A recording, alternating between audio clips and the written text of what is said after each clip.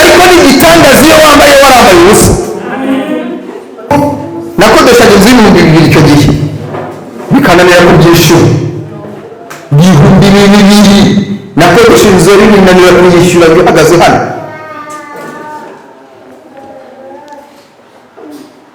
Utaha nzaza ndavuga hamwe noneho mbabwire ko ni inkuru ndende, mbabwire umuntu yaranebye twari dutoranye hano n'abagarangira ati n'umukozi w'Imana habigize ndabona inzara izakwicira hano, reka murangiye ikiraka cyo guhinga hano njye mu biraka hanyuma nawe uzi ukora ikiraka nk'abantu. Ubutaha nzaba ubuhamya bw'ukuntu nafatanye umurima mbarampaye 10,000 nafatanye ya nabi kubera kutamenya guhinga patana nabi umurima musaziramo amafaranga nayaje imbere kugiza nabi amezi 3 morananiye kugira ngo bagire umurima babona abandi bagiye kweza barabwira bati reka dusubire amasezerano igendere warakoze aho ugereje warakoze igendere. Babonaga abandi barateye bagiye kubagara bavuga bati ati warakoze ntabwo utagize ariko warakoze. Yesu ashimwe. Hari ibintu biba bigiye gusobanura cyane cyane iyo umuntu avuze ku rukundo rw'Imana. Ntabwo ayo marangamutima njye menya kuyagenzura kuko iby'Imana dukorera n'ibyo tuyikorera birahabanye cyane. Nta muntu ushobora kugira inshuti ngo ayihemukire birangirire aho ngaho. Inshuti yawe niyo ikubabariye akantu k'amarangamutima ya muntu, iyo akubonye rimwe na rimwe kandi yarakubabariye karagaruka. Bamwe muri twe bitubaho, cyo ni cyerekana ko turi abantu b'inyama n'amaraso, ariko biratangaje urukundo Imana idukunda. Bibiliya ivuga ngo umwana w'ikirara yageze ubwo atase aragenda ararorongotana ngo abure icyo kurya akajya yifuza no guhazwa n'iby'ingurube zaryaga aho yari yaragiye gusaba akazi. Bibiliya ivuga ngo ntihagira ubimuha, ariko ngo yisubiyemo aravuga ngo reka mpaguruke njye kwa data mubwire ni data nacumuye kuri mu ijuru. Ibyo bisobanura twebwe nibivuga mutaza kumva n'umuntu ni twebwe. Haleluya. Aravuga ngo reka mpaguruke njye kwa data mubwire ni data nacumuye kuri mu ijuru, cumura no mu maso yawe, ntibinkwiye kwitwa umwana wawe, nta nubwo byaba ari byo, ariko mpakambe nk'umugaragu wawe. Bibiliya iravuga ngo Samweli ngiye neza biramwica ngo arirukanka ngo aramuhobera ngo yasaga nabi ngo aramuhobera cyane, warangije aravuga muzane imyenda muyimwambike mukarabye mumusige muzane impeta muyimwambike ngo arayimwambika. Warangije aravuga ngo mushake ikimasa kibyibushye cyiza kiruta ibindi mukibage twishimire ko uyu mwana wacu wari warabuze akaba abonetse, yari yarapfuye none arazutse. Ubwo ni rwo rukundo rw'Imana. Haleluya. Ubwo ni rwo rukundo Imana idukunda. Bibiliya iravuga mu gitabo cy'ubutumwa bwiza bw'Abami 3 ku murongo wa 16 kumanuka ku 17 ngo kuko Imana yakunze abari mu isi cyane. Wongere ngo cyane biravuga ngo byatumye nta muntu wigeze ugikora uretse Aburahamu, ngo byatumye itanga umwana wayo w'ikinege kugira ngo umwizera wese atarimbuka ahubwo ahabwe umumera icyubahiro mwana. Bikavuga hasi ngo kuko Imana itatumye umwana wayo gukiraho iteka abari mu isi, ahubwo yabikore kugira ngo abari mu isi bakizweho. Ndashima Imana ko urukundo rw'Imana niyo yanze rukomeza kukuzengurukaho. Amen. Amen. Dawidi muri Zaburi ya 23 aravuga ngo ni ukuri kugirirwa neza n'imbabazi ze bizanyomaho. Niyo wowe Imana wayiretse kugira neza n'imbabazi by'Imana birakomeza bikakomaho. Nta muntu wagukorera ibintu nk'ibyo ngibyo, ariko ngo ntunganyiriza neza mu maso y'abanzi bawe. Ibaze ko abantu bakwanga Imana igakomeza ikagukunda. Ndababwiza ukuri. Nari ndimo nganira n'abari ijambo ry'Imana kuwa gatandatu ejo washize ejo ndababwira ngo urukundo rw'Imana ahantu bitangarije nuko iyo abantu bakwanze nibwo Imana irushaho kugukunda. Iyo abantu barimo bigira inyuma bakuvaho, Imana niyo irushaho kukwegera. Urumva ko Imana ikora ibinyuranye n'iby'abantu. Iyo ibona abantu baduhemukiye nibwo irushaho kutwitaho. Bisobanuye iki? Bisobanuye ngo Imana ntinakunda umuntu ushobora kugira ikintu ayibangikanye nayo kikayisumbya urukundo mu buzima bwawe. Niyo mpamvu ubona iyo abantu bakwanze nawe mu bituma hanze n'ubundi reka bisangire Imana. Imana burya ibigize amahirwe. Ntukiringire abantu bimurushe Imana. Ntimugakunde urukundo abantu urubuto rw'Imana. Halo? Amen.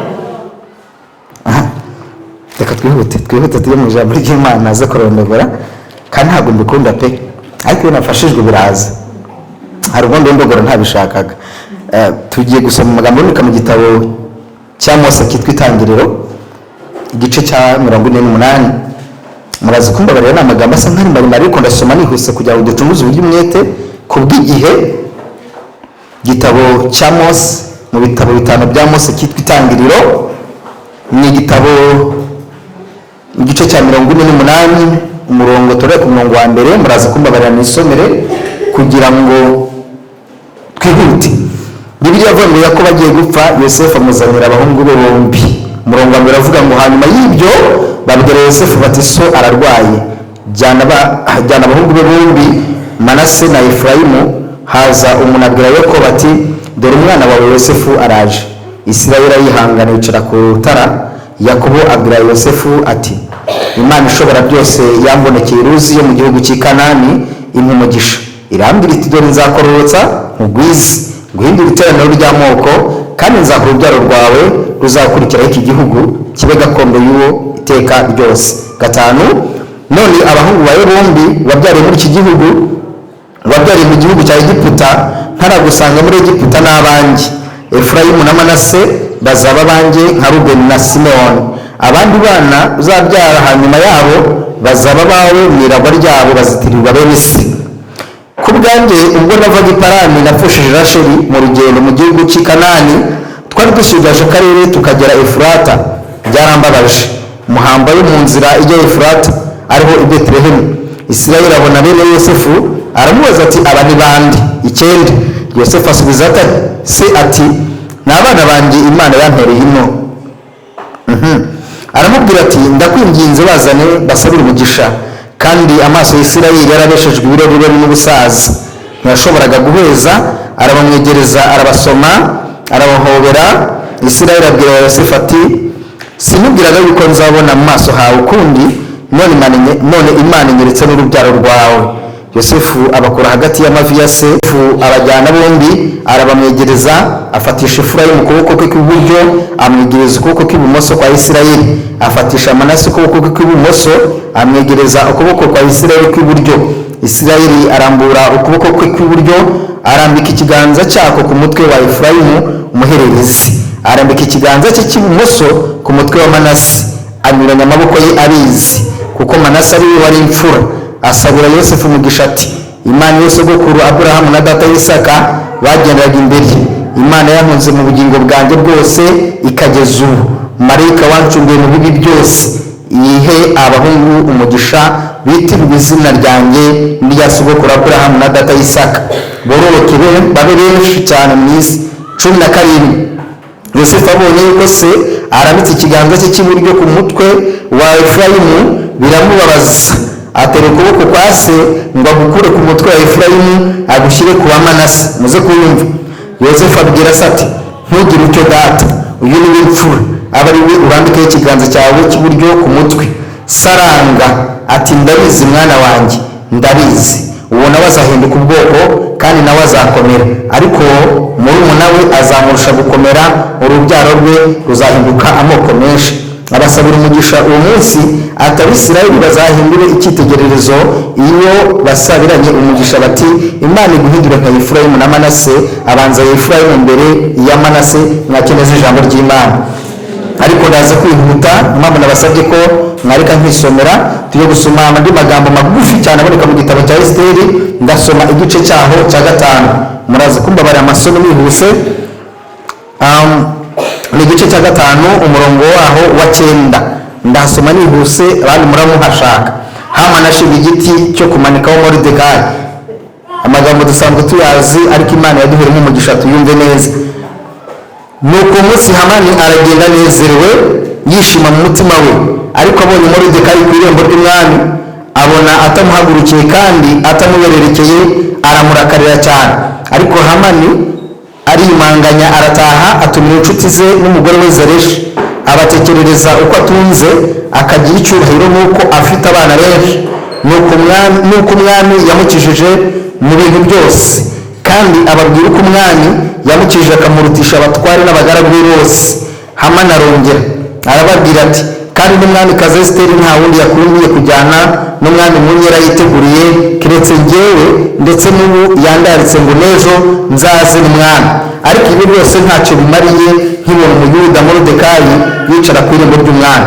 Nuko umugore Zereshi n'inshuti ze zose bamugira inama bati, nibashinge igiti kirekire cya mikono 50, maze ejo uzavugane n'umwami umusabe Moridekayi kimumanikeho, uhere kubone kujyana n'umwami mu nkera unezerwe. Nuko Hamani ashima iyo nama, ahera ko ashinga igiti. Nanone mwakire neza ijambo ry'Imana.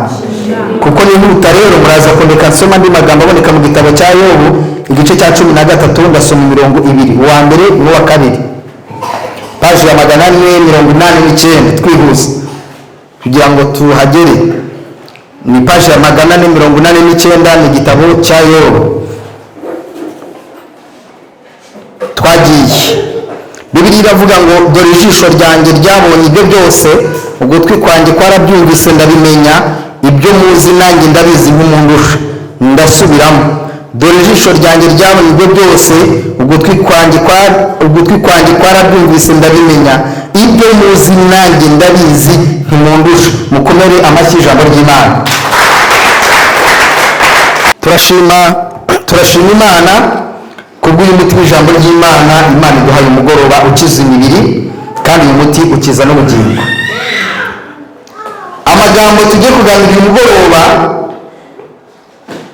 nayahaye umutwe cyangwa teme ivuga ngo byose Imana ibibizi. Iyo umuntu amaze kumenya ubwenge, kimwe mu bintu bitangaje kandi byikora nta n'umuntu umugiriye inama, ni ukwiyumvisha ko azabimukira agakomera. Abafite abana yenda mujya mubibona, nk'umwana akakubwira ngo nzakugurira indege, kandi abizi neza ko no kurya ari hatari. Ariko umwana ukumva arakubwiye ngo papa cyangwa mama nzakugurira indege, kandi kurya ari hatari. Kwizera cyangwa se biriya byiringiro byo kubibona, abahamanya n'umutima we ko bizamworohera. Ariko rero mu mugambi w'Imana ni uko nk'uko mwebiri, ariko mu buzima bw'umuntu, umuntu wese niba wabyawe n'umugore, nubwo wagira ibyo ukora cyangwa ukagerageza gukora, ariko ntitukirengagize ko haba hari n'ikiganza cy'Imana gishobora kuba cyatuma ibintu watekereje bikunda, cyangwa se umuntu bigakunde kandi atari uko wagerageje. Mujya mukunda kubona abantu benshi, ari nacyo kibazo tugira no mu matorero yacu n'abasenga, ugasanga umuntu arashidikanya ku Mana, ikintu cyo kuvuga ngo ariko kutisenga nkanakora ariko ibintu byanjye ntibigende. Murabumva, hari ibibazo bimwe na bimwe Bibiliya igiye kudusubiza. Ngerageza nkabona ndakora, nkabona ibintu bigenda.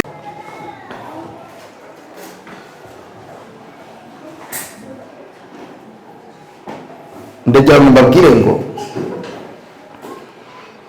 nyuma y'amasezerano Imana iba yaguhaye usenga, nyuma y'ibyiringiro ubutunzi by'uko wamenye Kristo, haba ubushake bw'Imana. Haleluya. Niyo mpamvu ijambo nabazanira ngo byose Imana ibibizi. Iyo rero rimwe na rimwe ubona ibyo bintu bitagenda neza, ntabwo uba ukwiriye kwivovotera Imana no kure gushakira ibisubizo mu ijambo ry'Imana.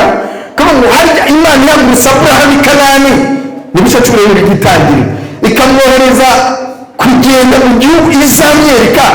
harya burya yitwaga nde? Bibiliya ngo yitwaga Buramu, nta nubwo yitwaga Burahamu, kandi yari afite imyaka 79.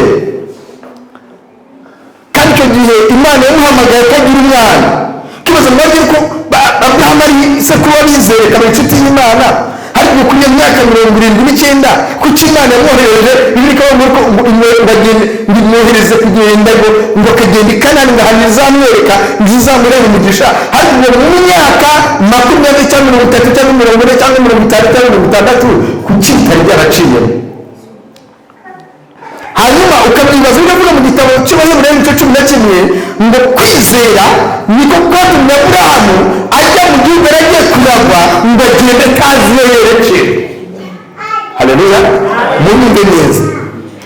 yari ari kumwe n'Imana kandi afite ibyiringiro yagiye ataziyerekera. Imana yamubwiye ngo genda gusa. hanyuma akabaza ati nkomeze hano, Imana ikamubwira ngo komeza ndi kumwe nawe. akavuga ati Imana nkate hano, Imana ikamuha ibimenyetso ikavuga ati komeza iyo nzira ndi kumwe nawe. uri mu rugendo umuntu yari kumwe n'Imana n'ibintu bitagenda neza, hari ibimenyetso bimwereka ko Imana bari kumwe. Haleluya, ibintu bitacamo neza ukabona ibintu bitagenze neza. bene ndababwiza ukuri, ibimenyetso by'uko Imana ihari rwose urabibona. ibimenyetso by'uko mwavuganye ibikuru urabibona. no kuba udafite inzu ubamo, no kubona yo kwishyura, icyo ni ikimenyetso. no kuba ufite ukaba umushomeri ariko ukabona minerivare z'abana, ibyo ni ibimenyetso. no kuba udatunze ibya mirenge ariko ugatunga amahoro, ibyo ni ibimenyetso. no kuba urya mukavugana n'Imana. ngende ukanigeze guhura n'umuntu ariko ari ubundi buri wese agira agahondesho ke. reka bivuge mu Kinyarwanda. nari nkiri aho bita kuri Tekeri, ahandi utabona icyo kwambara kandi uri umukozi w'Imana. nahamagawe n'Imana mu mwaka 2005. uyu munsi urumva ni imyaka 19. 2005 nibwo nahamagawe n'Imana. ubwo ni ya mbere nabwo ko mfite umwana mukuru w'imyaka 9. kumva nyine ukuntu nanganaga n'umurabona ntakiri muto se, azi imyaka 19 muri uyu murimo.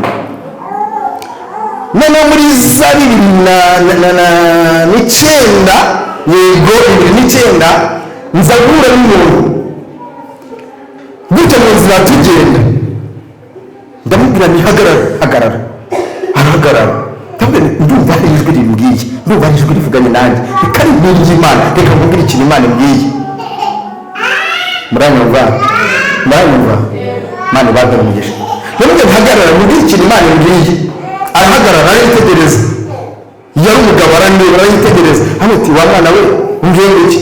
none Imana ndumva hari ijwi ryawe riyinjeho rirambwira ngo ninganire nawe kandi nkubwire ikintu Imana imbwiye. ariko ijambo ati ahubwo wowe Imana uvuga urayizi? ndavuga ni kandi yaramamaga n'umukozi wayo. arambwira ngo iyo Mana yarariyibeshye. urumva yahereye hasi agera hejuru abona mu bantu Imana yakwiye kubihamagara. rwose sinakabaye ndimo. kandi koko Bibiliya avuga ngo ndagushimira ko wabisha abahanga n'abanyabwenge ukabishura abaswa kugira ngo abanyabwenge bakorwe n'isoni. muri ubu rugendo ibihamya biba bihari yuko Imana turi kumwe, ariko iyo uzanemo logike ntabwo ushobora kubona Imana. iyo uzanemo ibintu bya logike ntushobora kubona ko Imana muri kumwe. ndababwiza ukuri, ngo se biramutse ari Imana, ngo se ngo yakaba yemera yuko ngo abantu banyanga, ngo ubundi se Imana ngo yerewe yananiwe ngo kwica umurozi, ngo umurozi uroga, ngo se Imana ngo ari Imana ngo ni gute umuntu yamara imyaka ingana gutya ngo ari umushomeri. iyo uzanye logike mu bintu by'Imana birapfa pe. agera mu mubiri arandeba aramweretse, reka nkubwize ukuri, niba ari Imana yakuntumyeho rwose yibwire ko bidashoboka. kuko ndabona mu bantu batumwe n'Imana wowe urimo ntabwo urimo. ntabwo murenganya rero, reka mbabwire impamvu ntamurenganya. hari ubwo ibihe urimo bigucira urubanza mu maso y'abantu. abantu bakuvuga rimwe na rimwe wakwicara kumva n'ibyo bakuvuga bityo, washyira no mu gaciro ugasanga ibiri koko n'ubuzima bwawe ntibimeze neza. ariko hanyuma y'ibyo tuba dukwiye kumenya ijambo Imana yatubitse. ijambo ry'Imana ryatumye ngo nzakugirira neza, nuryama n'ubwo wabura uryamana. ndabikunda nubwo byakwanga ubundi ngo ariko Imana yambwiye kubunda. ijambo ry'Imana ryatumye ngo nzabana nawe mu bikomeye, n'ibindi bitashoboka ujye uvuga ngo Imana wambwiye kuzagirira neza. si byagirira aho ngaho turimo turavuga bivuga ngo Imana byose ibibizi. Mu muco w'Abisirayeli umwana w'imfura niwe wahezagirwaga, niwe wahabwaga umugisha. Ryari itegeko ry'Imana, ryari itegeko rya Mose. Ni Imana rero yavuze ko umwana wese w'imfura agomba guhabwa umugisha. Automatika umwana akivuka w'imfura yahabwaga umugisha uvuye ku Mana. Hanyuma rero amateka yo muri rero rwo kwa Yosefu niyo agiye kutwereka uburyo kugira neza kw'Imana kuza kuri twe uko Imana yabiteguye, uko yabitekereje kandi ikatwanze. Hari umuntu hano ushobora kumbaza kamasanga, ariko Imana ishobora kwemera ko umuntu abwirirwa akanaburara? Haleluya. Dukunda kuvuga ngo Imana igutindije ngira gutegera. Cyo nkundira Imana nuko iyo washonje uyu munsi, ejo ikugaburiye iguha ibihagije kandi bitarimo amarira kandi bitagira ingaruka. Buriya abantu Imana yabanje guha icyayi kitarimo isukari. Iyo bahaye isukari nta diyabete bajya barwara. Uza abantu babanje kujya babwirirwa bakaburara iyo barya inyama. Nta muntu nzi yakuranye n'Imana urwara gutera inyama nyinshi, kuko iyo zije ziza ari umugisha, ari amahoro. Iyo Imana igusubije, haleluya, ishyiramo icyo bita imishyi y'akababaro. Nibyo twita kugutegera kw'Imana. Kandi icyo nkundira Imana, Bibiliya ivuga ngo nubwo mwazengurutse mu butayu mu myaka 40, ngo inkweto ntizasaze mu birenge byanyu. Kabone n'ubwo uyu munsi byaba bitakoroheye, ariko hari uburyo Imana ibigenza inkweto ntizisazire mu birenge. Muyimere icyubahiro. Hanyuma rero umwana w'umfura agahabwa umugisha. Yosefu yari afite abana babiri b'abahungu, witwa Manase n'uwitwa Efurayimu. Haza kuba ikibazo murakizi, nari bujyemo kwa Yakobo, kwa Isaka, haza kuba ikibazo cy'inzara. Yosefu baramugurishije mu Misiri, hanyuma bitwereka uburyo baje gusuhukirayo, bajyayo babayo, batubayo, baramugurishije. Izo nkuru ntabwo arizo nagambiriye kuvuga. Icyo ngiye kuvuga ni umugisha bahawe uva ku Mana kandi uburyo waje, icyo nshaka ko tuganiraho. Hanyuma rero Bibiliya itubwira yuko igihe Isaka yari agiye kugenda, igihe bambe Yakobo yari agiye kugenda, ariko ariko nkwiye guhesha abana banjye iki umugisha, nkabahesha umugisha bakagenda, nkagenda ngasanga Imana, ariko ibiganza byanjye byabaha umugisha. Muze kumva neza. Bibiliya rero iratubwira ngo Yosefu yamuzaniye abana babiri, amuzanira Efurayimu, amuzanira na Manase, abashyira imbere y'ise ntiyarebaga. Bibiliya iratubwira ngo amaso yari abeshejwe ibirori, nuko nyine yageze mu zabukuru ntabwo yarebaga. Hanyuma aba bana bashyize imbere ye, Bibiliya iratubwira ngo Yosefu ngo arangije we ari asa n'uwitaruye, aramuteka ndeke data abahesha umugisha ngiye ukuntu biri bugende. Hanyuma rero Yakobo arangije afata ikiganza, aho yagishyize kuri Manase kuko ari wari imfura, ngo ahita akifata. Murabona uko mpagaze uburyo bwanjye n'ubungubu, ibumoso bukabungubu. Afata cya kiganza yari gushyira kuri Manase, ahita agishyira kuri Efurayimu. Afata cya kindi yari gushyira kuri Efurayimu hano, ngo ahita agishyira kuri Manase gutyo.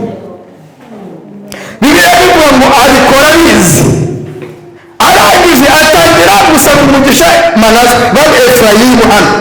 Noneho Yosefu arababara, ararakara, ngo arangije ngo aravuga ngo reka data ashobora kuba atamenye ibyo ari byo. Ngo aramubwira ngo hoya wigira utyo data, dore imfura yanjye ni iyi ngiyi. Ngo arangije gushaka gukura ukuboko kuri Efurayimu ngo agashyire kuri Manase, n'ukunda gukura kuri Manase agushyire kuri Efurayimu, ngo usamubwira ngo oya mwana wanjye, ibyo nakoze ndabibwira umuntu wegeranye ngo ibikubaho byose Imana ibibizi. Kandi ibitubaho byose Imana ibibizi, kubera impamvu n'intego ifitiye umumaro ubuzima bwacu. Ko nta kintu na kimwe Imana ikora kidafite impamvu y'ukuri. Arangije aramubwira ngo nibyo nabikoze mbizi, Efurayimu mwihorere nawe azakomera, ariko noneho bane Manase azakomere, ariko no Efurayimu we azakomera kumurushaho. Dutangira nababwiye ngo hari abantu Imana y'umugisha abantu mubaze ko ibintu byawe byagenze gute, kakubwira ati njyewe narakoze cyane, narakoze cyane, ukagira ngo abandi byaje ntabwo bakoze cyane. Niba ari ikintu mu buzima bwawe wakoze kikemera ukagira amahirwe bigacamo, ntabwo ari ukuboko kwawe, ntabwo ari uko wakoze cyane, byari mu mugambi w'Imana. Uretse hari ibintu bibiri bishobora gutuma Imana ikorera umuntu ikintu. Bingahe? Bintu bibiri. Izo mpamvu ebyiri buri gihe Imana ikorera umuntu ikintu, iri zitegereje ko umuntu byakwanga byakwemera, iyo itabibonye muri wowe ntibibonemo umusaruro, Imana igufata nyine nk'umwana wanze kumvira, ariko Imana ikorera iki kintu ubuzima bwawe. Icya mbere, iyo Imana igize ikintu ikora ku buzima bwawe ukaba ubibona kuko kivuye ku Mana. Ariko ubundi reka tubanze tumenye ngo igitangaza ni iki. Akavuga ngo njye nta bitangaza Imana ijya inkorera.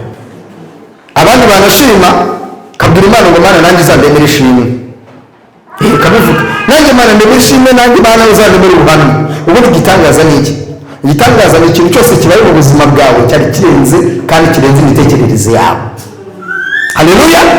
Ikintu cyose kirenze imitekerereze y'abantu ushobora no kubwira umuntu agahita avivura akakubwira ngo icyo kukuvuze ni igitangaza. Hanyuma rero ushobora kubwirwa n'ibintu byoroheje, ariko ngiye kukubwira kimwe mu bitangaza Imana ishobora kugukorera ukacyoroshya, ariko mu by'ukuri ari igitangaza. Kurya umuntu agahaga ntabwo ari igitangaza, ariko ni igitangaza kurya ugahaga wari ushonje kandi utazi aho byari guturuka. Mumere Imana icyubahiro. Nibyo mvuze ndabisubiramo. Kurya ugahaga ntabwo ari igitangaza, ariko kurya ugahaga nta hantu wari witeze biri buturuke ni igitangaza. Mumere Imana icyubahiro.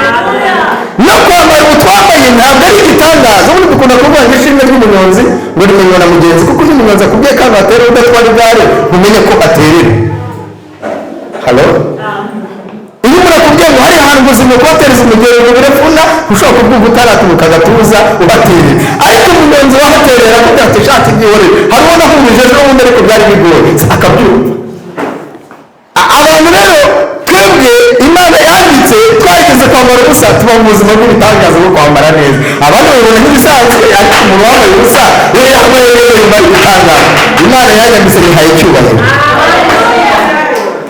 Njye Imana yaranyambitse. Yego,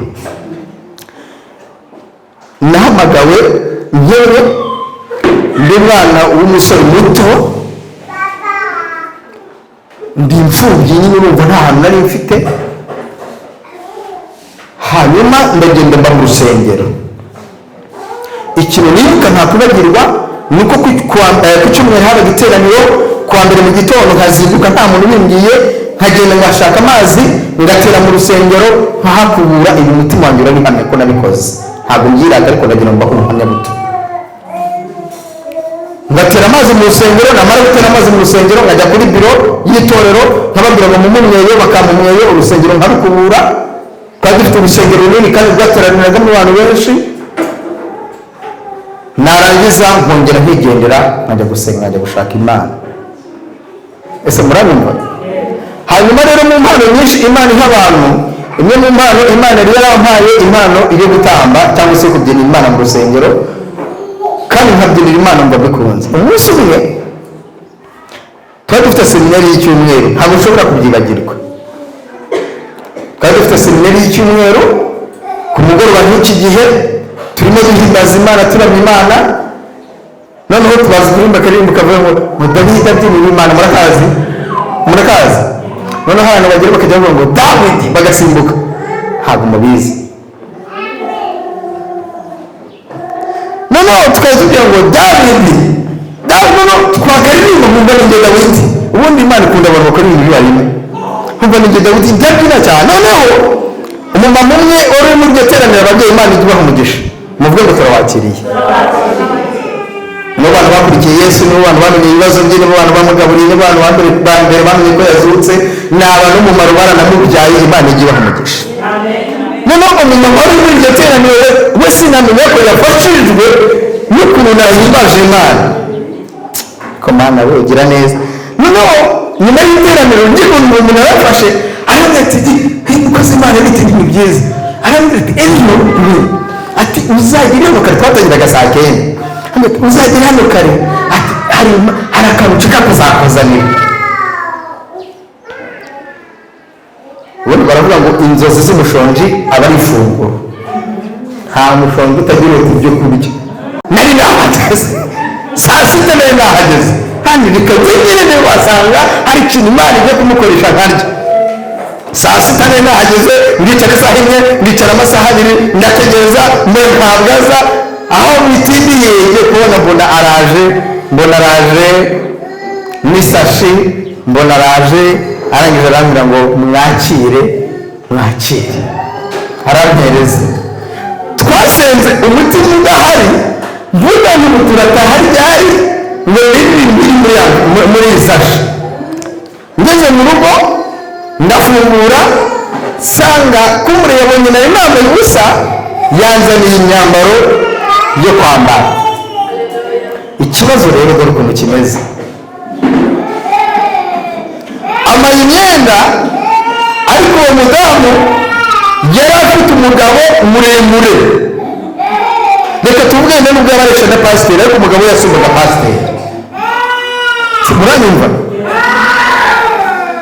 uwo mwana bamufashe niba byiza bamugiye hanze bamufashe byaba byiza kugira ngo dukomeze haleluya umugabo yari muremure umubyeyi Imana umugisha noneho ntangira kugira ikibazo sasa yazaniye imiguru 2 y'inkweto azana amapantaro 2 azana n'amashati 2 ariko ubu rwose nta kintu cyamuriraga ariko sinamurenganya nyine yageterewe hanyuma nkubise n'ipantaro mbona ni ikizigaho ndavuga ko nayisubijwe ariko ndabona igisubizo cyanjye n'umuntu cyahuye n'amarangamutima yanjye ariko ndavuga ni nacyo nzajya mbihinduramo imbere abantu bazi guhinduramo ipantaro imbere muri Imana icyubahiro ntabwo muzi ariko hari ukuntu ipantaro ntabwo uyihindura gutya ahubwo ukayizamuriramo ukayihindiramo ntabwo mubizi ndavuga ni nacyo nzajya mbihinduramo imbere kuko ibihe nari ndimo byamaga ubushobozi bwo kujya kuzigabanyisha inkweto natsindagiraga n'ibintu nkazambariraho none nanyuma rero ndabwira ngo ishimwe ry'aho umuntu navuze rimenywa na mugenzi we ntabwo ari igitangaza kwambara ariko ni igitangaza iyo wambaye warambaye ubusa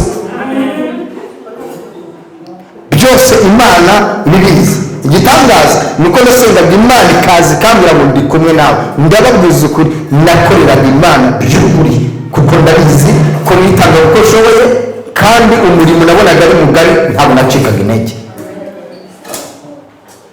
ariko nzagaruka mbaho buhamya hari umuntu twari duturanye ko nakodeshaga inzu y'ibihumbi 2 icyo gihe bikananira kubyishyura 2,200 nakodesha inzu y'ibinanira kuyishyura bihagaze hano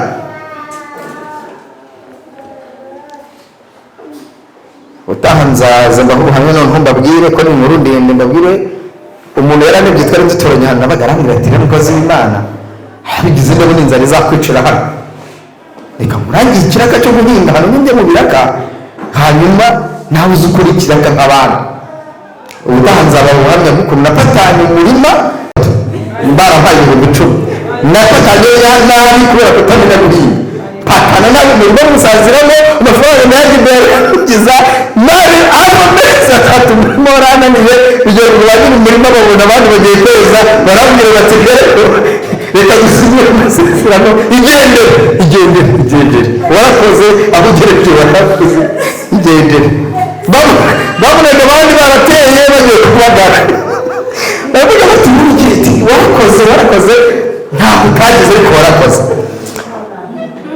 aha rero Bibiliya iratubwira ngo ise arangije aramubwira ngo mwana wanjye Yosefu nanjye ntabwo nabikoze hanjye ahubwo abana bahishije umugisha mbizi mbishaka kandi nuko bigomba kugenda nubwo n'amaraso azahabwa umugisha ariko reka Efurayimu azamurutse nabari ndabwiye ngo nubona hari ikintu cyabaye mu buzima bwawe cy'igitangaza, ntabwo ari ukurusha abandi kugira ibyo ukora kubarusha. Nababwira ngo hari ibintu bibiri Imana iyo igukoreye ikintu ibishaka, naho twari tugeze. Iyo Imana igize ikintu ikora mu buzima bwawe, icya mbere ukeneye ko ubishima pe, ukayishima ukabwira abantu, ugahamya, ugahagarara imbere y'abantu, niba ari n'umuntu uri hano uburyo ugira umutima wo gushima kuva ubwoba buramwice cyangwa kumara amajwi amubwira ngo uzabikora ubutaha, sibyo. Icya mbere Imana igize ikintu ikora, ukwiriye guhamiriza abantu ko Imana igihari. Haleluya! Ko bisubizamo imbaraga n'abantu bumvaga ko Imana itagikora. Ni byiza ko Imana ikora akantu kaza hano kabwira bene Dawidi, ariko ndashima Imana, turi hano gusenga, nabonye iki n'uburyo n'ingingo Imana nabonye njyanye n'ijoro na yose mbona iki. Imana ibikeneye ubuhamya bwo gushima. Cya kabiri, iyo Imana igize ikintu ikora mu buzima bwawe, ntabwo ibiganiro ngo ushime gusa birangira, oya.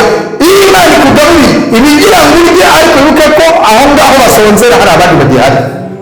Hari ijambo nabonye hano, umunyamuntu azabyibuha kandi uvomera abandi nawe azavomerwa. Imana buri gihe iyo ishima ntabwo ibi ubamenye ibintu bihagije, ibigira ngo uyishime, ariko nibuke ko aho basonzera hahandi nawe uzi warusonzeye hari abandi bahasigaye. Mumere Imana icyubahiro.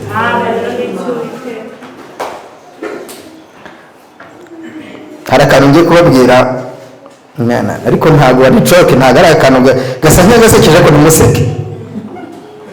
Mundebe mwese, mundebe. Turi ku ijambo rivuga ngo byose Imana ibizi. Pastor, umuganga wize wabyigiye, wambaye ikanzu, wambaye itaburiya kwa muganga, mukabona arinje mu gitondo baza gusuperiviza kureba uko abarwayi baramutse.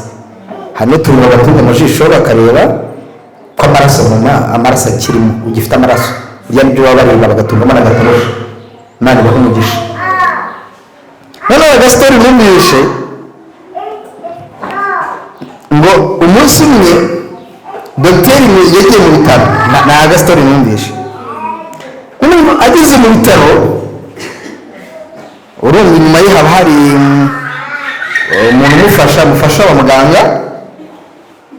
Noneho abarwayi ngo arabazenguruka, ngo arabareba, ariko ngo ageze ku murwayi umwe ngo abafite ntabwo ari termometer, sinzi uko bakita, ni akamashini gapima uko umutima utera, gapima umutima, afata ibimenyetso byose arareba. Bari karangije ngo aravuga ati uyu ndabona byarangiye, ndabona yapfuye, mumujyane muri moruge, ariko ngo yari akiri muzima. Noneho ngo umugabo ngo arangije ahita avuga ati ariko urabona ntari muzima, ntimurabona wabajyane muri moruge kandi ubona ngihumeka nyine nkiri muzima, ndacyari muzima. Kigira ngo ngo umuteraveri wari uri hafi ngo aramubwira ngo ceceka, none se ubu urarusha muganga ubwenge? Muganga avuze ko wapfuye nyine, kuko ntumurusha ubwenge. N'uwo muganga niwe warize ibijyanye n'ubuzima, avuze ngo wapfuye sitede, ngo wapfuye nyine. Aramubwira ati ceceka, ati muganga ati aramubwiye, muganga yahise aramubwira ati ceceka please, muganga niwe uvuze ngo wapfuye, niba ukiri muzima ibyo birakureba. Niba wenyine uba ufite ubushobozi bwo kumenya ko umuntu ari muzima cyangwa ubwo wapfuye. Noneho neza kunyumva, ngiye kuyasoza. Noneho ariko akamubwira ngo nari burantari tukujyane, ngo mugabo cy'umukobwa gusa gake ahita yirukanka. Mbere umuntu mwegeranye ngo urusha Imana ubwenge.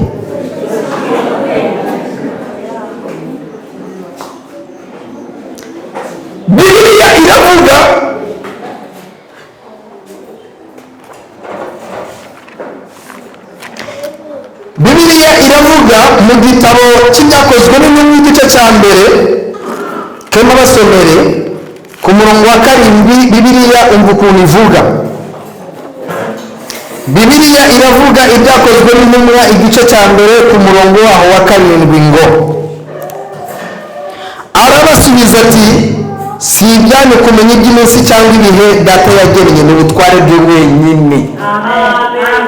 tuba dushaka buri gihe kugenera Imana uko ikora ibintu n'ukuntu izabigenza n'uburyo bizacamo n'inzira bizacamo, ariko ibyo ni ubutwari, ni ubushobozi, ni ibintu biba mu bushake bw'Imana. Iyo wiyemeje amaboko urahihanganira, kuko nta kintu Imana ikora itakizi. Njyewe reka mbabwire, niba n'umuntu hano wabitekerezaga, ntuzigere utekereza kwiyahura, kubera ko ubuzima Imana yaguhaye ni impano, ni gift. Rero iyo umuntu ahawe kado, uwayimuhaye wenyine, cyane cyane ku buzima, reka mvuge ku buzima, ubuzima ni kado, ni impano Imana yahaye umuntu ku bushake bwayo. Niyo mpamvu kwiyahura Bibiliya igifata nk'icyaha kitababarirwa.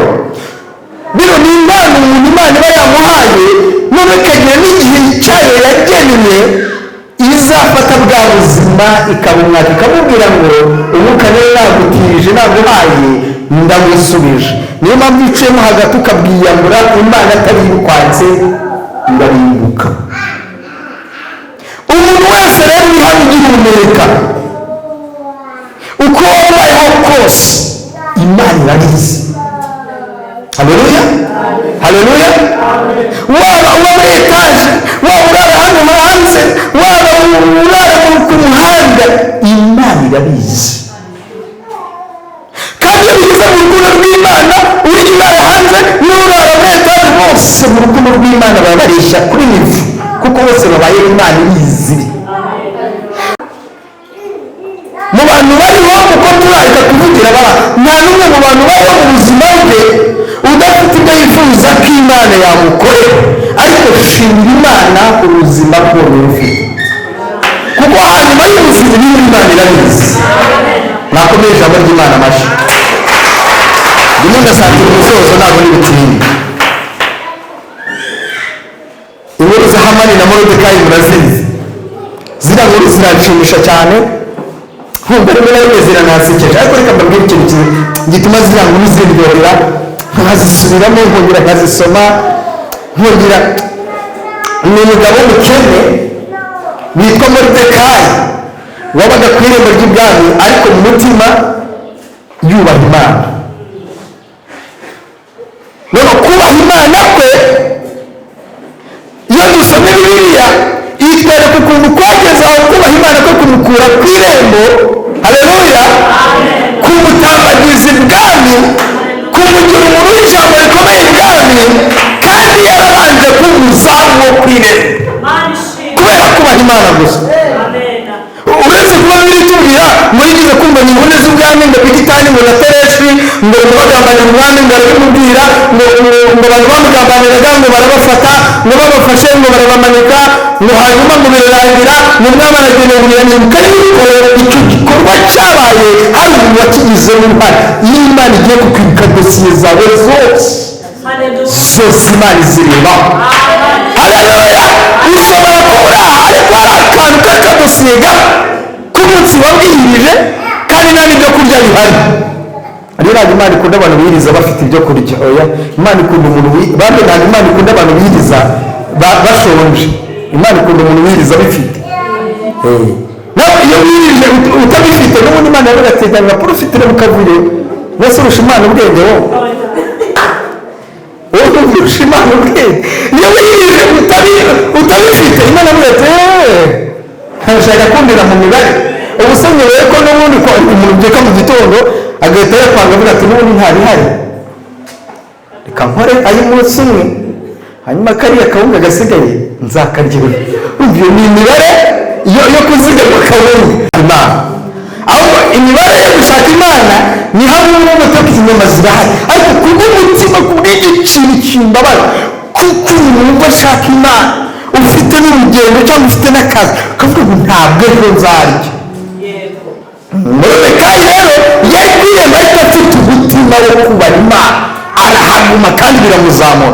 Impamvu rero iyo ari nziza twasomye ngo hari umugabo witwa Hamani wari ufite icyubahiro, noneho kubera uburyo Imana yari yaramuzamuye nawe arizamura, kubera uburyo Imana yari yaramwubashye nawe ariyubaha, ashaka no kwiyubahisha.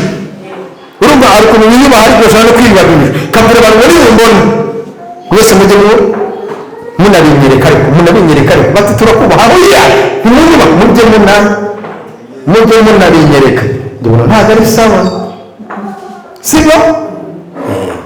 Ntabwo tunari sawa. Nyine hari icyubahiro Imana yaguhaye, hari umugisha Imana yaguhaye, ariko ukwiriye guca bugufi inshuti yanjye, kuko nubishyira hejuru Imana kugucisha bugufi irabishoboye. Kandi urugero rwiza hano twarubonye, nubishyira hejuru Imana izagucisha bugufi, ariko nibicisha bugufi ku irembo nka kuriya Moridekayi yari ameze, Imana ibona nk'igihe gushyira hejuru. Haleluya. Noneho ngo Hamani ahabwa icyubahiro cyose bwabo, ari mu isonga rikurikira umwami. Noneho rero ngo umunsi umwe ngo anyuze ku irembo, reka nihute, ngo anyuze ku irembo ngo abona abagaragu bose baramubererekeye, ngo ariko abona ngo Moridekayi ngo ntamubererekeye. Barangije aravuga ati ariko ubundi uyu Muyuda, uyu mugabo utambererekera kandi nibona abandi bambererekeye, nimutugane. Ngo atahababaye cyane, ngo arababara kubera ko batamuhaye icyubahiro, ngo biramubabaza, ngo biramurakaza. Ubundi kuba abantu bagukunda ni byiza, ariko kuba abantu batagukunda ntacyo bitwaye mu gihe uzi neza ko Imana igukunda. Ubundi nicyo gihumuriza imitima yacu. Kuba abantu bagukunda ni byiza, ariko no kuba bakwanga ntacyo bigutwaye mu gihe uzi ko Imana igukunda. Turababaye, ariko urukundo rw'Imana rutwereka ko dukwiriye kwishimira ko iri kumwe natwe. Haleluya. Moridekayi bambe Hamani ngo arataha atababaye, ngo ageze mu rugo ngo arafite umugore witwa Zereshi. Buriya Zereshi aba muri kategori imwe na ba Yezebeli, abagore batangiye bavugirwamo, batangiye bakumenya bavugiramo. Hanyuma rero ngo umugore we yarangije ngo abaza Hamani ati mutware mwiza ko warakaye, tubyihorere, ariko genda umpamagare inshuti zanjye. Barazihamagara ati rero reka mbabwire, Bibiliya niko yatubwiye, muzahasome muhasubiremo. Ati umwami murabizi ko yambaye icyubahiro cyose, murabizi ko umwami yambaye icyubahiro, aba ibintu byose, ndetse abitisha abandi bagaragu bose, ndetse na Esiteri ubu ngubu tuvugana ibirori bizaba ejo yabigumiyemo. Ati kumwumva ntabwo ndanyurwa, yibona Moridekayi ku irembo n'ukuntu atanyubaha, n'ukuntu apfukamira. Ubundi umuntu uhumeka umwuka w'abazima, nabibabwiye, umuntu ufite impano y'umwuka w'abazima, Imana imuririye mu mwuka, uko byaba bimubereye uyu munsi kose bimwubaha. Kuko ushobora kubona umuntu akiri mu nzira iterera, ukamuseka cyangwa ukamukubita azamuka, mukazahura urimo kuzamuka nawe amanuka. Wishyira hejuru, Imana ikagucisha bugufi, uwari bugufi akakunyura hari hejuru. Haleluya. Barayobye ati kariya kantu gukuremo, kariya kantu k'agatindi ntabwo nishimye, katanyubaha, mukamfukamire, mugafite Imana y'iwabo ngo niyo kubaha, ngo ntabwo kanyubaha. Ngo barangije baramubwira bati ariko nawe rwose urasize, ubu se wowe uzi igisubizo? Ati nta gisubizo mfite. Ngo baramubwira bati igisubizo kirahari, genda ushaka igiti cya mikono 50. Igiti ushaka igiti cya mikono 50 bakimaze neza, nurangiza dore ijwi ryijyana ku mwami, uzagende usabe umwami, umumanikeho umubambeho. Nyuma yo kumubamba uzajya mu birori unezerewe, umeze neza, ufite furesheri, ufite amafu. Mundebe munanyumve. Haleluya. Haleluya. Mu bintu byose twiga no guca bugufi, kuko kwishyira hejuru kwa Hamani niko kwamwisha. Buri Imana nayo ni nyarugenge, niyo mpamvu nababwira ngo byose Imana ibibizi. Buri mwirato wa Hamani wari warageze Imana hano, Imana yaravuze naho yahera imubamba, ati kugira ngo mubambe neza azishakira igiti. Hakarimbo turageze kuri make, Moridekayi yari yamanikiye igiti cyo kubangaho, Imana Imana nayo yari yateguye ifarashi yo guhekwaho, birategekwa bamutambagiza aho bamusereje, kandi bamutambagije iwe wakumari. Imana nayo ibyo urambiwe nayo irambirwa. Bibiliya twasomye muri Yobu yatubwira ibyo byose n'icyo ryanjye byarabibonye ubutitise ibyo munsi nanjye ndabibarusha. Ntabwo Imana iyoboye ubwenge, ntabwo Imana iyoboye ubushome, ntabwo Imana iyoboye kurwanya inshuti yawe. Igihe Imana irambirwa, igihe irambirwa nayo ikabirambirwa, bikavuga ngo noneho nshyize iherezo. Yarasenze ariko noneho ndabirangiza. Hari igihe umuntu ataka bitaka bikageraho bikarangira abana babirinde bavuga ukuntu Hana ngo yari yarabuze urubyaro, ugataka amagambo agashira. Hana ngo ajya kubona umwana ngo yarageze ku kigero cyo kubura amagambo ngo akanyeganyeza umuntu, kugeza ubwo umuhanuzi witwaga Eli mu rusengero ngo amubonye aramubwira ati ibyo bintu ni ubusinzi, ibintu byo kwivugira, ibintu byo kugera unyeganyeza ibintu. Umugore amubwira ati ubu tuvugana ndabivugishwa n'agahinda n'amaganya, ati singifite icyo kuvuga. Ubundi baramubwira ngo ujya kuvuga batarabona. Rero yigeze hamwe rero utakibasha kuvuga, warabuzanye uvuga. Imana ibigiye gukora, kandi ndabona abantu hano rero batagifite ayo kuvuga. Mukomere Imana amashyi, kuko byose mu buzima bwacu Imana irabisobanukiwe. Bibiliya yatubwiye ngo ijisho ryanjye ryabonye ibyo byose, ijisho ry'Imana ryabonye ibyo byose. Iravuga ngo ugutwi kwanjye kwarabyumvise ibyo muzi nanjye ndabibarusha. Nabonye ngo byose Imana ibibizi, nta kintu kiba mu buzima bwa Imana irasobanukiwe. Imana yari izi ko igiti Hamani agiye gushinga aricyo azanabambwaho, kandi Imana yari izi neza yuko igihe cyo guterura kwica Moridekayi n'Abayuda aricyo gihe cyo gutabarwa kw'Abayuda. Haleluya. Uzasome mu bice 9 byo muri Esiteri uko Bibiliya ivuga. Biravuga ngo hari mu kwezi kwa kenda, hari mu kwezi kwa kenda. Bibiliya iratubwira ngo, ndeka mpasome gatoya ntaza kwibesha kandi mfite Bibiliya. Ngira ngo hari mu kwezi kwa 12 kwitwa Adari, ntabwo ari kwa kenda, ni ibice 9 ahubwo. Bibiliya itubwira ko hari mu kwezi kwa 12. Yego, Bibiliya ivuga ngo ku munsi wa 13 w'ukwezi kwa 12 kwitwa Adari, itegeko n'iteka ry'umwami ryendaga gusohozwa. n'uwo munsi abanzi b'Abayuda bibwiraga ko bagiye kubagiraho ububasha, ariko birahinduka. muvuge ngo amen. Ibikomeze gusoma hasi haravuga ngo ariko birahinduka ngo Abayuda bari bagira ububasha ku banzi ba byose. Imana irabizi. Hari igihe kwirukansa uzabyirukansa nshuti yanjye, hari igihe kunaniza nawe uzabinaniza nshuti yanjye.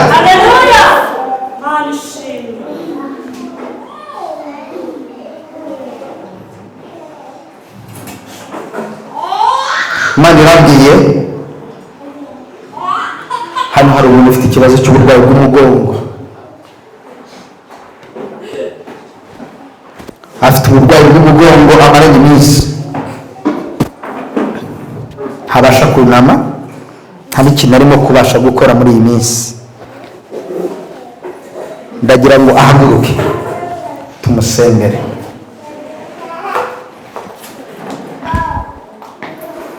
Nta kintu arimo kubasha gukora, ndagira ngo tumusengere. Mwizera ko Imana ikora, mwizera ko Imana ivuga. Imana iravuga kandi igakora. Haleluya, haleluya. Gira hino.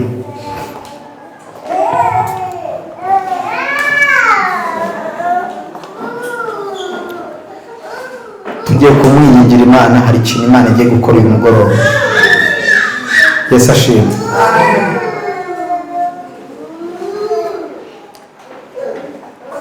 Ndimo ndumva ijwi ry'ubuhanuzi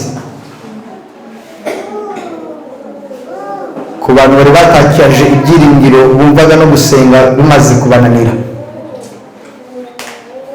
Imana irambwira ngo irabizi kandi hari ibyo ije gukemura mu buzima bwanyu. Mana ndagushimiye kubw'uyu mubyeyi uyu mugoroba ukijije. Ijambo ryawe niryo ritegetse riravuga ngo nitumuheshe gukira dusenze. Ndamuhesha gukira mu izina rya Yesu, kandi uku gusenga nsenze reka muhagarike uburibwe n'ububabare n'imisonga. Ndahamagara umuriro w'Imana, ndahamagara imbaraga zibohora, ndahamagara amaraso ya Yesu Kristo, ndahamagara isinzi ivuye ku Mana. Wakira ubuzima, wakira ubuzima, wakira ubuzima, wakira ubuzima, wakira ubuzima, akira mu izina rya Yesu, akira mu izina rya Yesu. La top fortress of God. Jesus. Yesu, Yesu, Yesu, Yesu, ndakubona hari icyo ukoze Mana, ndakubona hari imbaraga wohereje mu buzima bwe, ndakubona hari imbaraga wohereje mu ngingo ze, mu izina rya Yesu, mu izina rya Yesu, mu izina rya Yesu, mu izina rya Yesu. Reka dukomere Imana amashyi.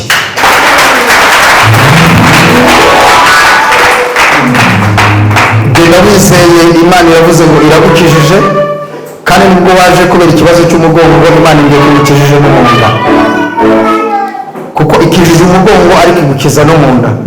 Imana yakurinze kurwara ibibyimba byo mu nda. Imana yagiye ikubwira igihe kinini kubwira ko ikurinze kurwara ibibyimba byo mu nda. Nibyo? Yego nibyo. Imana yagiye ikubwira ko igukijije kenshi ibibyimba byo mu nda. Imana igiye ko ikurinze, kandi Imana iramye ikurinze kurwara kanseri. Udukunda kugira ubwoba, ufite ubwoba bwa kanseri. Hari igihe kigize kugira ngo ufite ubwoba ukavuga uti ubwoba umuriro waka mu nda, wagize igihe cyo kuba urwara mu nda cyane, ariko hari ikintu Imana yakoze. Ntabwo ari abaganga bagukijije, ntabwo ari umwana w'umuntu wagize ikintu akora. Ndabona Imana hari imirimo ikomeje gukora ku buzima bwawe. Ntabwo bashaka kunama ndunama ariko nkababara mu mugongo. Rero ntabwo Imana tubabwire bari dipindi, kora ibintu utashoboraga gukora, bikora ibintu utabashaga gukora, ko Imana ibimukijije mbibona. Ntabwo Imana ijya ibeshya. Shira mu izina rya Yesu, shira mu izina rya Yesu, shira mu izina rya Yesu, shira mu izina rya Yesu, shira mu izina rya Yesu. Ongera wuname. Reka dukomere Imana amashyi. Tugende kugira ngo uhamirize abantu ko Imana ibikijije. Uzahagarare hano imbere y'iteraniro uhimbaze Imana yuko Imana ibikijije. Yesu ashimwe. Ndumva nshaka gusengera abantu mbere y'uko nsoza. Abantu bafite indwara byibuze akaba azi ko iyo ndwara imara nk'amezi 6 kuzamura, bahaguruke ku maguru yabo. Indwara ukaba uzi ko irwaye kuza amezi 6 kuzamura, waba urwaye pe, waba urwaritse, urahaguruka gusenga Imana. Mwihutishe, mwihutishe. Umuntu ufite indwara amaranye igihe kinini, amezi 6 kuzamura, ubwo hari urwaye imyaka 2, hari urwaye imyaka 3, bagira ngo duce umwuka birangire. Ko biravuga ngo yazanywe no gushaka no gukiza. Biravuga muri Yohana 5:3 ngo imibyimba ye niyo yakirisha, kandi igihano kiduhesha amahoro cyari kuri we. Ndumva nshaka gusengera abo bantu, kuko ariko Imana ivuganye nanjye. Abantu bari kuva ku mezi 6 kuzamura barababaye cyane, tugiye kubasengera kandi bazahagarara aha bahamye ibingibi ko Imana ibakijije. Ndagushimira ijambo ryawe rimbwiye ibyo, nanjye mbikoze rwose. Ndahagarika uburyo bwose, ndahagarika umwuka wose, imyuka itava ku Mana, imyuka itava ku Iteka, ndayihagarika mu izina rya Yesu. Ndategeka ubwo buribwe, ndahagarika iyo rusonga nibive mu buzima bwawe mu izina rya Yesu. Helato prefole conti dovere grave. aba bantu bamaze igihe kinini baribwa bababarira imibiri bababaza, ariko ijambo ryawe rimanitse umugoroba ritegetse ubuzima, ritegetse kubaho. Nibabeho uyu munsi, nibabohoke uyu mugoroba, nibacire ubuzima, nibacire kugirirwa neza, nibacire gutabarwa mu izina rya Yesu. Uri Imana ibakijije, uri Imana ibarengeye, uri Imana ibagiriye neza, uri Imana ibafashije. Ndabona kugira neza kwawe, ndabona kugira neza kwawe, ndabona kugira neza kwawe mu izina rya Yesu, mu izina rya Yesu, mu izina rya Yesu. Urakoze kuri Imana ikoze, urakoze kuri Imana ikoze ibitangaza, urakoze kuri Imana ibabohoye, urakoze kuri Imana ibasubije ubuzima mu izina rya Yesu Kristo, amen. Tuyikomere amashyi.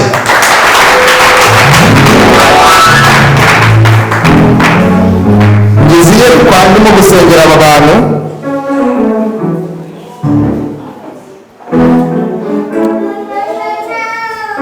Pastor,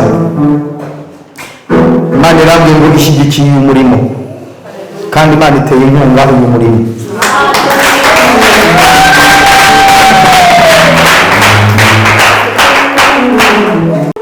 Imana irambwiye ngo uriya muntu mwagiranye amakimbirane mubabarire.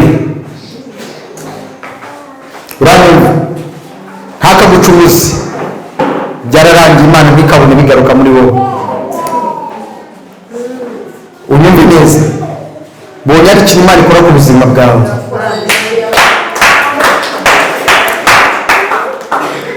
Imana igukijije umutwe, ikurinze uburwayi bukomeye cyane bw'umutwe. Kintu Imana irambwiye ngo ntuzongere guhanga amaso ku muntu, kuko uriya muntu apfuye ubona nkaho ubuzima bwawe bwarangiye, ariko apfuye waba. Imana ntishaka kongera kureba ku muntu. Imana irambwiye ngo ibyiringiro byawe bishyire kuri wowe. Imana ishaka kunyizera kuruta uko wabikoraga. Ni uko nguko Imana ivuganye nawe. Imana ikurinze kurwara kanseri yo mu ibere. Hari ibere ryawe ryigeze kugira ikibazo, nubwo bitamaze igihe kirekire, ariko ngo ibere ryawe ry'ibumoso, imoko yaryo igikunda kukurya ni iry'ibumoso, iki gice cya hano. Ibyo bivuga nibyo, ntabwo Imana igireshya. Imana igiye ko yakukijije kanseri yo mu ibere ry'ibumoso. Hari ikintu gikomeye Imana ikoze ngo Imana ivugurura ubuzima bwawe, urongera ubaho. Ubaho mu izina rya Yesu. Ndibuze ndi mu mwuka w'ubuhanuzi, ubaho Imana yari itegetse mu izina rya Yesu. Dukomere Imana amashyi yo kubaho. Amasaha yageze, yongeraho iminota nk'icumi. Nihangane gatoya. Uyu mugabo uri inyuma y'uyu mama amaze gusengera, haguruke. Umugabo uri inyuma yawe, haguruka. Imana yakurinze impanuka ikomeye, Imana yakurinze kwicwa n'impanuka ikomeye yagombaga guhitana ubuzima bwawe. Ukwiye kugishimira Imana ubuzima ufite uyu munsi, kuko Imana yanze kurekura ubuzima bwawe. Imana yanze kugutanga ngo ugende. Ukwiye guhimbaza Imana kandi ukabishimira Imana. Imana rero ntuzongere kubona ko ibintu birangiye. N'ubu ngubu n'inzira zifunze, ariko haracyari Imana. Kandi nta gitangaza kirimo cyo kubona abavandimwe bakuvaho, nta gitangaza cyo kubona abantu batakwitaho, nta gitangaza kiriya kirimo, ahubwo urukundo rw'Imana rukiri kumwe nawe.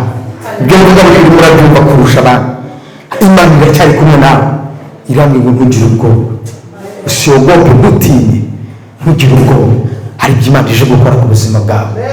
Cyakora wongeremo imbaraga, wongere usenge, wongere ushakashaka Imana. Ndabona Imana ishaka kukwereka, amaso yawe agiye kubona Imana. Imana irashaka kukwereka, ndabona Imana ishaka gukora ikintu.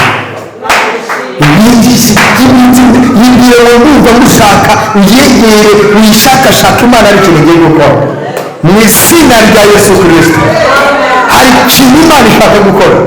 Mbona Imana igukiza udutsi tw'amaso, amaso yawe. Kuba amaso yawe areba nabyo ndabona ari igitangaza. Mu bantu Imana igiriye neza, nawe ndabona kureba kwawe ni igitangaza. Ubundi bakabaye amaso yawe baranayabaze atanakireba, nabyo byaranze, kuko hari igihe cyageze nk'ubona. Hari igihe cyageze amaso yawe kumva ari mu misenyi. Ndavuga niko yewe icyagize amaso akumirira nabi cyane. Ndakubwiza ukuri, ntabwo ari imiti y'abaganga yabikoze, ntabwo ari imbaraga z'abantu zabikoze, warabitse buri muzima gusa. Zamurira Imana icyubahiro yakongereye kubaho, igatuma amaso yawe areba, ukaba uhimbaza Imana ureba. Imana irambye ngo iracyakora, ubu nikubwira ngo iracyakora, iracyafite gahunda yo gukora ku buzima bwawe. Senga, ibindi ndiho azabyikorera. Tubikomere amashyi mu izina rya Yesu. Muhaguruke basabe umugisha, muhaguruke basabe umugisha.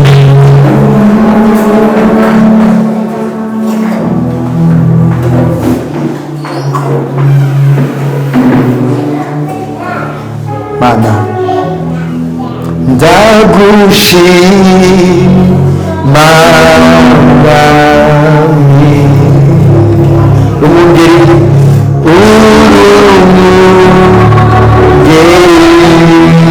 wanjye, inshuti yanjye, uri inshuti yanjye, nanjye ndagushyize hejuru, ndagushima mwami, ndagushima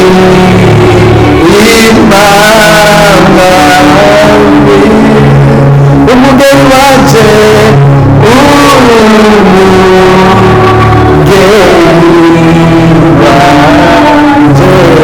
inshuti yanjye, uri inshuti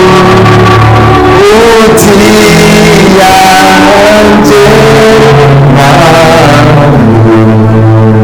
ndagushyize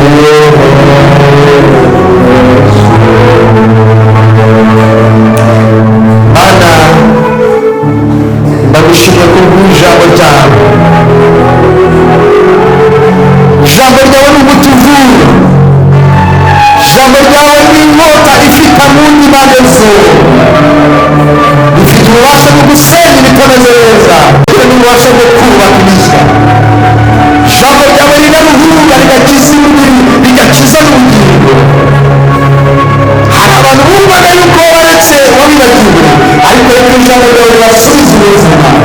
Reka ijambo ryawe ribereke impamvu yo kubaho. Reka ijambo ryawe ribereke ko byose Imana izi. Reka ijambo ryawe ribereke ko ukibazirikana. Reka imitima yabo ihumure rwose, kuko ubatekerezaho. Naho ibintu bitameze neza, ariko uyu mugoroba w'igitangaza, ntabwo ari abarwayi bababajwe n'imibiri, ariko uyu mugoroba amarura imbaraga zibakiza. Nubwo ari abarwayi bababajwe n'ubushomeri, ariko amarura imbaraga zivana mu bushomeri, zitanga imirimo mu izina rya Yesu. Nubwo hari imbaraga z'abadayimoni zatsikanye abantu, hari abantu barara nabi hano, hari abantu barara nabi, hari abantu bafite imbaraga zibaniga mu ijoro baryamye, hari abantu barara n'ubwoba, baba bashaka ko baguma hano barebe, abandi ijoro nigera ntabwo ndi businzire. In the name of Jesus, ndabasengeye, ndabasengeye, ndabasengeye, imbaraga zibahora. Uyu mugoroba ntizibakize, uyu mugoroba ntizibanekereze, uyu mugoroba ntizibabohore. Ndasengera abantu bari bari mu ntege nkeya, abantu bari barananiwe gusenga, abantu bari barananiwe kwiyiriza ubusa, abantu bari badakibyumva ngo basenge, abantu bari baryama, bari basigaye baryama badasenze, abantu bari basigaye bananirwa badasenze, abantu bari basigaye bafata gusenga nk'imikino n'ibintu biri aho ngaho. Mana, bahumure ku maso, ijambo ryawe ryababwiye ngo ibyo bazi urabizi, urabibarusha, ndetse warabyumvise, ndetse urabireba, ibyawe urabizi. Bahembure, hembura imibiri yabo, hembura ubugingo bwabo, basubire mu bihe byo gusenga. Abahoze mu bihe byiza, nimubisurane, nimubisurane, nimubisurane, nimubisurane. Yabonye Imana igarura ibihe byanyu, nimusubirane ibihe byanyu, nimusubirane ibihe byanyu. Abarotaga, abagiraga inzozi, Imana ibasubiza inzozi, nimwakire inzozi. Abarotaga, nimuzana ubwo kwemerwamo, ena kwemerwamo. Imbaraga z'Imana ziri hano hantu. Ndabona abantu Imana yaburiye, ndabona abantu Imana igaburiye, ndabona abantu Imana igaburiye mu buryo bw'umubiri, ndabona Imana igaburiye mu buryo bw'umubiri. Hari umuntu Imana ihaye ibyo kurya, azahagarara hano, mu minsi ibiri ariko nararariye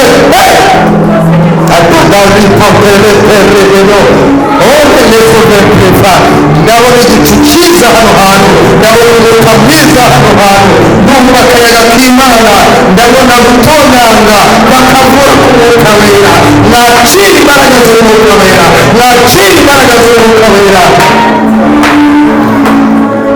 Mana mpagaze mu ijambo bampaye, mpagaze mu mavuta wansutseho ngo yiteshe abantu umugisha, mbaheshe umugisha uva mu ijambo ry'Imana. Zaburi ya 23 iravuga ngo Uwiteka ni umwungeri wanjye sinzakena, andyamisha mu cyanya cy'ubwatsi bubisi, anjyana iruhande rw'amazi adasuma.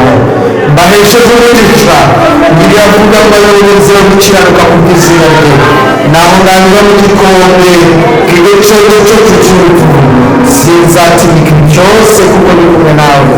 Ijambo ryawe rikavuga ngo inkoni yawe n'ishimo yawe nibyo bibahumuriza umutima, kandi batunganyiriza neza mu maso y'abanzi babo, kandi ngo basize mu mutwe amavuta yawe. Dore igikombe cyawe kirasesekaye, dore kugira neza n'imbabazi kwawe bibombeho, dore imbabazi zawe zibombeho, dore imbabazi zawe zibombeho, dore imbabazi zawe zibombeho, dore imbabazi zawe zibombeho. Abari mu ntege bakira imbaraga, abari bafite intege bakira imbaraga, imbabazi z'Imana zibagarutseho, abari barwaye barakize. Biravuga ngo nanjye nzaba mu nzu y'Uwiteka iteka ryose mu izina rya Yesu, amen. Murakoze.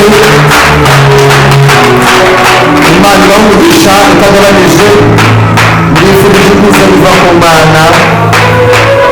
Ibyo nabasaba igisenga Imana ibagore, mwakire amashimwe y'Imana agiye guturuka hano. Nasabye ko abantu benshi bahagarara bashima Imana kubw'imirimo Imana ikoze umugoroba, kuko by'ukuri ngo Imana ikora